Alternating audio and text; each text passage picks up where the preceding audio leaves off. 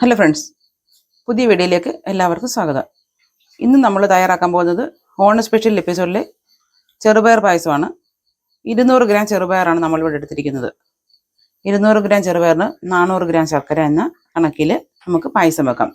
ഇത് നമുക്ക് നല്ല അടികട്ടിയുള്ള ഒരു പാത്രത്തിൽ ഒന്ന് വറുത്ത് പോരാം. നമ്മൾ അതിന് വേണ്ടി ഉരുളി വെച്ചിട്ടുണ്ട്. അത് ചൂടായി നമുക്ക് അതിലേക്ക് ചെറുപയർ ഇട്ട് കൊടുത്ത് നല്ലതായിട്ടൊന്ന് വറുത്ത് പോരാം.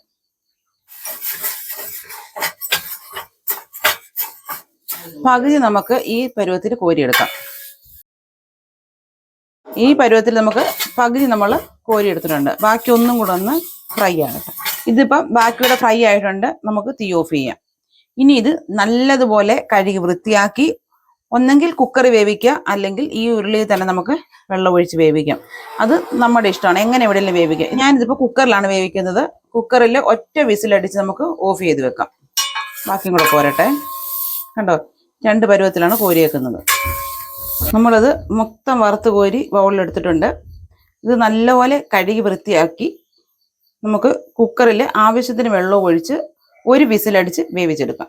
കുക്കറിൽ വേവിച്ച് നമ്മൾ റെഡിയാക്കിയ ചെറുപയർ കണ്ടോ, ഈ പരുവത്തിൽ നമ്മൾ ഉടച്ചെടുത്തിട്ടുണ്ട്. ഇതിലേക്ക് നമ്മൾ 400 ഗ്രാം, ഇതിപ്പോൾ 200 ഗ്രാം ചെറുപയറാണ്. നമ്മൾ 400 ഗ്രാം ശർക്കര തിളപ്പിച്ച് വെച്ചിട്ടുണ്ട്. അതുകൊണ്ട് നമുക്ക് ഇതിനകത്തോട്ട് ചേർത്ത് കൊടുക്കാം. ഇത് ശർക്കരയ്ക്കകത്ത് കിടന്ന് നല്ലപോലെ ഒന്ന് വരട്ടി എടുക്കണം.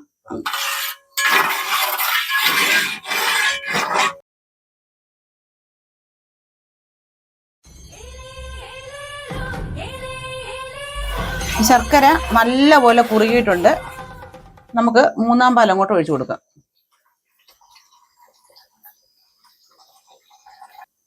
ഇതും കൂടെ നല്ലപോലെ ഒന്ന് കുറുകട്ടെ. പാലിനകത്ത് കിടന്ന് പാലും ശർക്കരയും എല്ലാം കൂടെ കിടന്ന് നല്ലപോലെ ഒന്ന് റെഡിയായി വരട്ടെ. നമ്മൾ എടുത്തു വെച്ചിരുന്ന 2-ാം പാല് ചേർത്ത് കൊടുക്കാം. ഇവിടെ നമ്മളൊരു 5-6 ഏലക്ക എടുത്തു വെച്ചിട്ടുണ്ട്. അത് പൊടിച്ചത് ചേർത്ത് കൊടുക്കാം. ജീരകപ്പൊടി,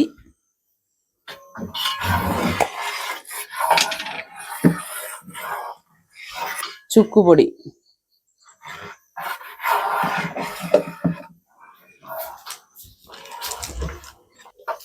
നമ്മൾ വറുത്ത് കോരി വെച്ചിരിക്കുന്ന തേങ്ങയും പറങ്ങാണ്ടിയും മുന്തിരിയും കൂടെ ചേർത്ത് കൊടുക്കുക.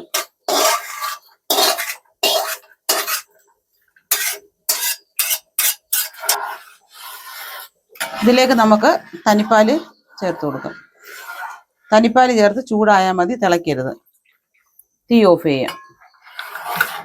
അങ്ങനെ നമ്മുടെ ചെറുപയർ പായസം റെഡി ആയിട്ടുണ്ട്. ഈ റെസിപ്പിയിൽ എല്ലാവരും ഒന്ന് തയ്യാറാക്കി നോക്കണം. നമ്മുടെ ചാനൽ ലൈക്ക് ചെയ്യണം, ഷെയർ ചെയ്യണം, സബ്സ്ക്രൈബ് ചെയ്യണം. നിങ്ങളുടെ അഭിപ്രായങ്ങൾ ഞങ്ങളെ അറിയിക്കണം. പിന്നെ ഒരു കാര്യം, ഇതിനകത്ത് നമ്മൾ പശുവും പാലോ കവറുപാലോ ഒന്നും ചേർത്തിട്ടില്ല. തേങ്ങാപ്പാൽ മാത്രമാണ് ചേർത്തേക്കുന്നത്.